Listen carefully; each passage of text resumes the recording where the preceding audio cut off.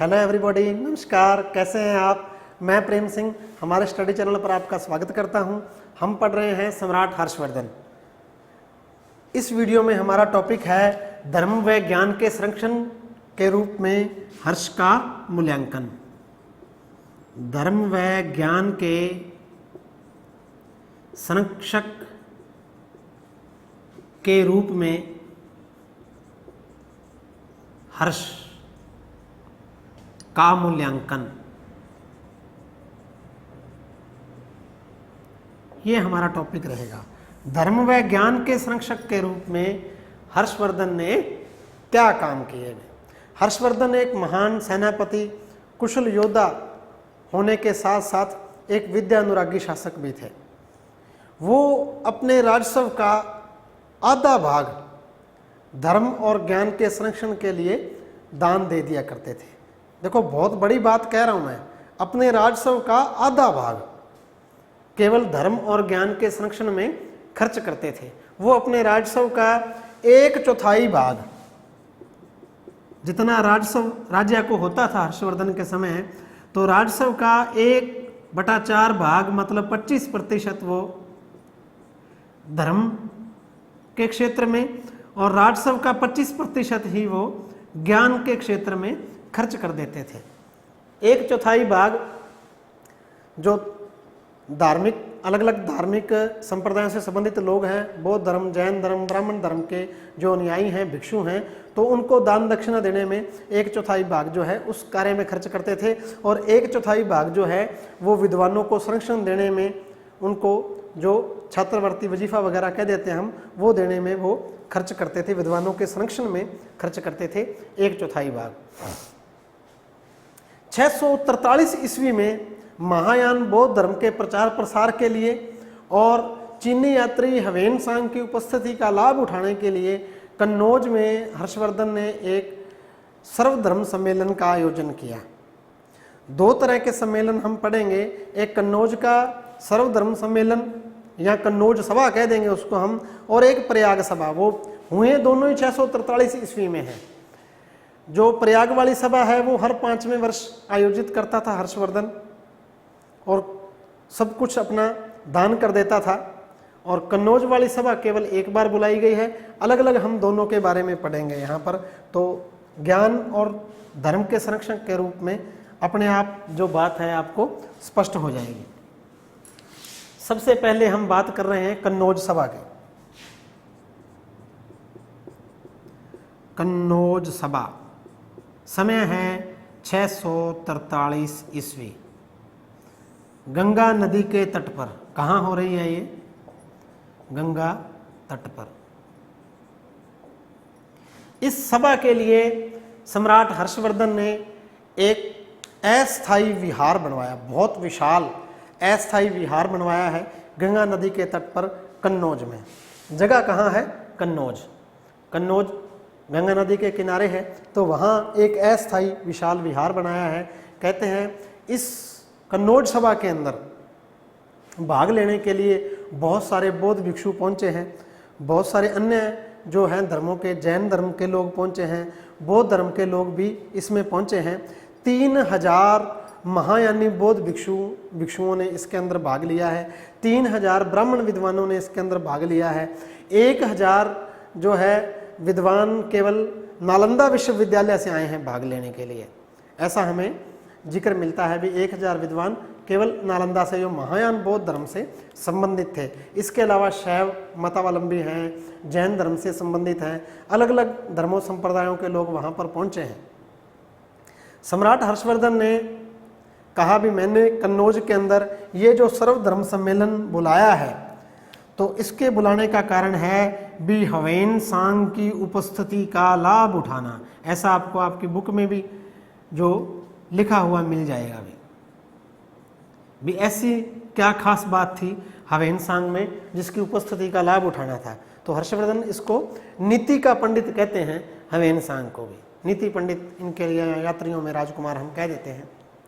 तो अध्यक्ष के लिए ह्वेन सांग का नाम निकाला हर्षवर्धन ने और ह्वेन सांग को अध्यक्ष बना दिया गया है। फिर महायान बौद्ध धर्म में से एक टॉपिक वाद विवाद के लिए रखा गया है और उस पर फिर उस सर्वधर्म सम्मेलन के अंदर वाद विवाद हुआ है।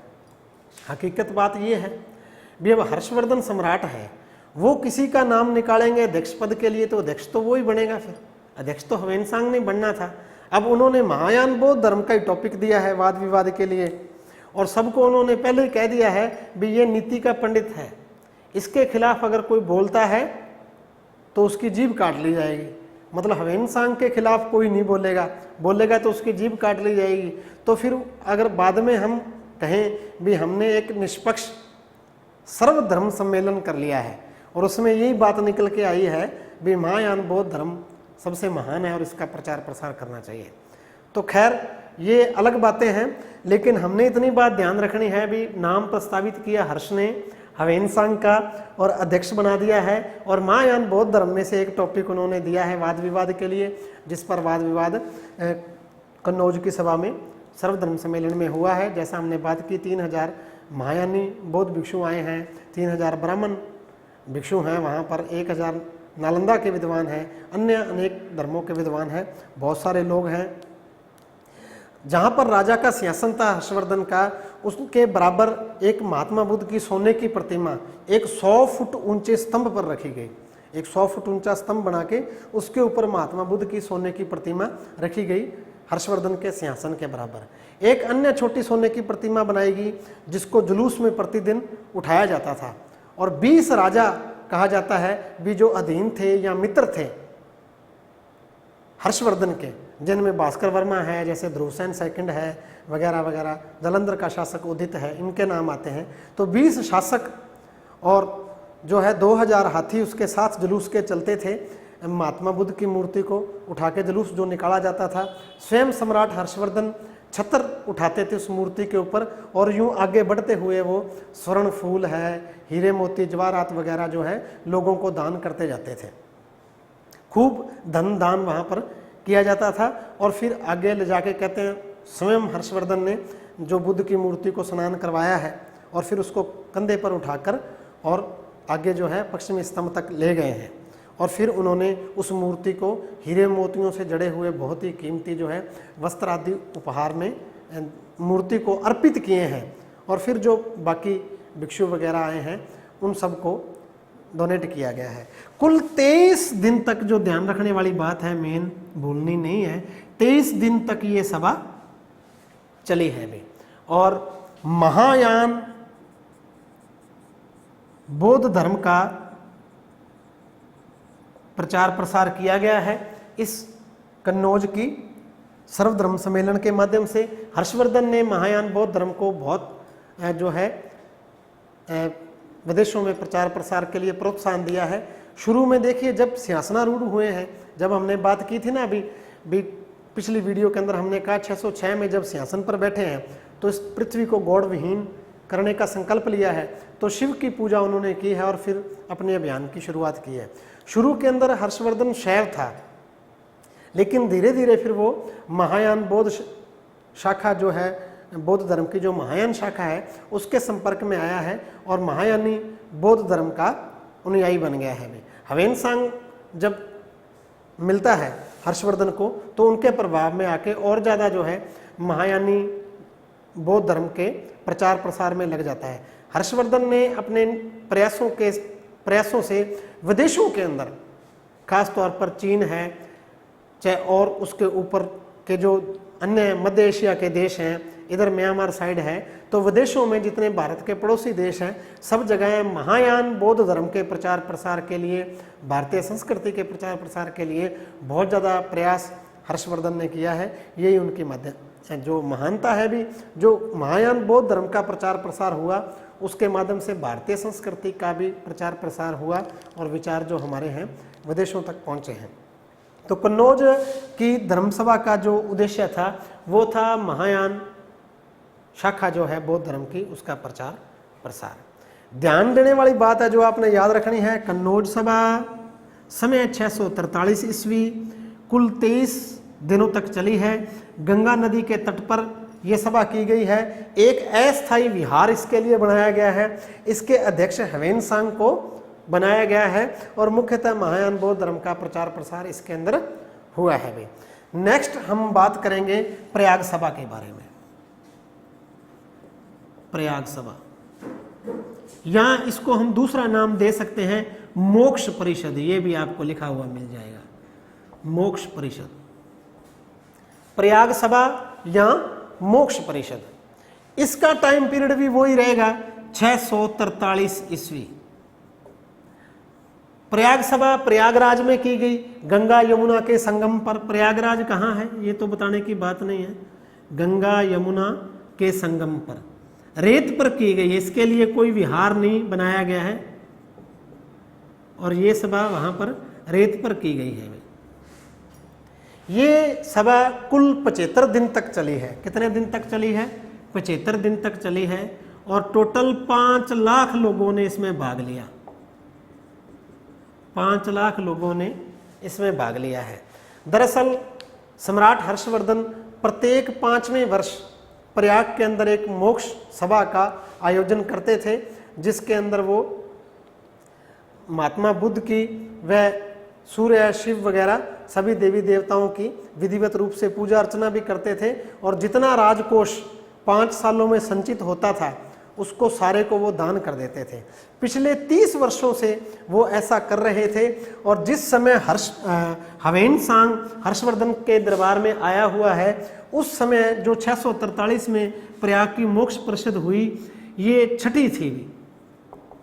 छठी सभा थी। इस प्रकार की 5 पहले हो चुकी थी। ऐसी छठी सभा के अंदर ह्वेनसांग कहता है भी मैंने भाग लिया है। 5 पहले हो चुकी हैं, छठी में मैंने भाग लिया है। 30 साल से ऐसा चल रहा है। ये थोड़े अंतर आपने ध्यान दोनों के अंदर रखने हैं। प्रयाग वाली सभा के अंदर क्या हुआ? प्रयागराज में गंगा यमुना के संगम पर रेत के अंदर ये सभा की गई है और यहाँ पर 5 लाख के लगभग लोग एकत्रित हुए हैं। पहले दिन बुद्ध की प्रतिमा का सम्मान किया गया। बहुत कीमती हीरे मोती जड़े हुए जो वस्त्र आभूषण आदि उस प्रतिमा को अर्पित किए हर्षवर्धन ने और फिर लोगों में दान दक्षिणा दी। दूसरे दिन जो सूर्य की प्रतिमा का सम्मान किया गया। तीसरे दिन शिव की प्रतिमा का सम्मान किया गया। फिर चौथे दिन वो कहता है भी बौद्ध भिक्षुओं को दान दिया गया। 5वें दिन उसके बाद ब्राह्मण जो भिक्षु हैं उनको दान दिया गया और फिर उसके बाद 10 दिनों तक जो जैन और अन्य अलग अलग मतों से जो भिक्षु वहाँ पर पहुँचे हुए हैं, जो धर्म प्रेमी पहुँचे हुए हैं, उन सबको दान दिया गया है। फिर उसके बाद कई दिनों तक जो अन्य तपस्वी दूर दराज के देशों से आए हैं उनको दान दिया गया है। फिर उसके बाद जो प्रजा के अपाहिज अपंग लोग हैं, गरीब लोग हैं, महिलाएं बच्चे हैं, उनको खूब दान दिया गया है। इस प्रकार 75 दिन तक ये प्रोग्राम चला है। अब तक ह्वेनसांग कहता है भी पिछले 5 साल में जितना राजकोष संचित हुआ था वो सारा हर्षवर्धन ने दान कर दिया है। उन्होंने खुद के जो पहने हुए आभूषण हैं, सिर पर धारण किया हुआ कीमती मुकुट है, कानों हाथों के अंदर कंगन वगैरह हैं, ये सारे भी उतार के दान कर, सारे आभूषण दान कर दिए, अपना मुकुट भी दान कर दिया है और अपने वस्त्र भी उतार के उन्होंने दान कर दिए। और फिर अपनी बहन राज्यश्री से एक पुराना वस्त्र उन्होंने मांगा है और वो पुराना वस्त्र उन्होंने मांग के उनसे पहना है, मतलब शरीर पर पहने हुए कपड़े भी उतार के दान कर दिए और अपनी बहन से पुराने वस्त्र लेके पहने और फिर 10 दिशाओं के बौद्धों की पूजा की और उनका धन्यवाद अर्पित किया भी मेरा ये जो संचित कोष था 5 सालों का, ये दान दक्षिणा के काम आया है, मेरे मन को बड़ी संतुष्टि है। ऐसा ह्वेनसांग लिखता है भी बड़े प्रसन्न चित्त नजर आते हैं फिर हर्षवर्धन अपना समस्त राजकोष दान करके। तो यहाँ आपने बड़ा इंपॉर्टेंट प्रश्न हमारे पास आता है, कन्नौज सभा का वर्णन करें, प्रयाग सभा का वर्णन करें। लगातार रिपीट होने वाला ये क्वेश्चन है +2 के अंदर तो, और 2 या 3 नंबर में ये क्वेश्चन आता है। लेकिन इस प्रश्न के साथ एक समस्या हमेशा जुड़ी रहती है, वो है कंफ्यूज। जब आप दोनों याद करोगे तो आप प्रयाग का वर्णन तो कन्नौज में कर दोगे और कन्नौज का वर्णन प्रयाग में कर दोगे। तो यहाँ आपने सावधानी रखनी है, मैंने तभी साफ नहीं किया है, दोनों को अलग अलग लिखा है। टाइम दोनों का 643 ईस्वी है, इसमें कोई संदेह नहीं है। ध्यान ये रखना है कन्नौज की सभा कन्नौज में की गई, ये गंगा नदी के तट पर है और यहाँ एक अस्थायी विहार बनाया गया और ये 23 दिनों तक चली। इसके अध्यक्ष हवेन सांग थे। इसको आप इसका दूसरा नाम साथ में याद कर लेना, इसको अपने सर्वधर्म सम्मेलन भी कह देते हैं, सर्वधर्म सम्मेलन, ये कन्नौज सभा का ही नाम है। ये हर्षवर्धन ने अपने जीवन में केवल एक ही बार आयोजित की, केवल हवेन सांग की उपस्थिति का लाभ उठाने के लिए 643 में कन्नौज में सर्वधर्म सम्मेलन किया, केवल एक बार। ये अलग बात है। जो प्रयाग सभा है ये तो मोक्ष परिषद है, ये तो प्रत्येक 5वें साल हर्षवर्धन आयोजित करता था। और हवेन सांग कहता है भी जिसमें मैं शामिल हुआ 643 में, वो छठी थी। 30 सालों से ऐसा सिलसिला चल रहा था। ये सभा 75 दिन तक चली। ये प्रयागराज में रेत पर की गई, कोई विहार नहीं बनाया गया है। और इसमें वो कुछ नहीं हुआ भी बुद्ध की मूर्ति 100 फुट ऊंचे स्तंभ पे जुलूस वाला, वो सारा घटनाक्रम यही है। कोई वाद विवाद नहीं हुआ, इसका किसी को अध्यक्ष नहीं बनाया गया है। इसमें तो केवल मकसद था भी पवित्र जो प्रयागराज है वहां स्नान करके हर्षवर्धन ने जो पहले दिन बुद्ध और फिर सूर्य और शिव की मूर्तियों का सम्मान किया, विधिवत रूप से देवताओं की पूजा अर्चना की, फिर बौद्ध भिक्षुओं को, ब्राह्मण भिक्षुओं को सबको दान दिया। और उसके बाद जो अन्य तपस्वी साधु संत जो भी आए थे सबको दिल खोल के दान किया। और फिर जो अन्य जो प्रजा, जितने टोटल हम कहते हैं अभी 5 लाख लोगों ने भाग लिया, तो सबको खूब दान दिया, 75 दिनों तक दान दिया। और सारा राजकोष रिक्त हो गया, यहाँ तक कि खुद के पहने हुए वस्त्र भी दान कर दिए हैं हमें। तो इस प्रकार धर्म और ज्ञान के संरक्षक के रूप में हमने हर्षवर्धन को पढ़ा है। अभी देखिए, अगर हम प्रयाग सभा को देखते हैं तो हम पाते हैं भी दान दक्षिणा के मामले में हर्षवर्धन ने पिछले सारे रिकॉर्ड तोड़ दिए। भी हमें इतिहास में जितने भी उदाहरण मिलते हैं, हम पढ़ते हैं कर्ण जैसे महादानियों को, तो वो सीमाएं भी लांघ दी हैं हर्षवर्धन ने। हर्षवर्धन ने अपने वस्त्र समेत अपना समस्त कोष जो है प्रत्येक 5वें वर्ष फिक्स है, ये भी नहीं कोई 1-2 बार ही किया है, 6 बार का हमारे पास रिकॉर्ड है भी 6 मोक्ष परिषद की।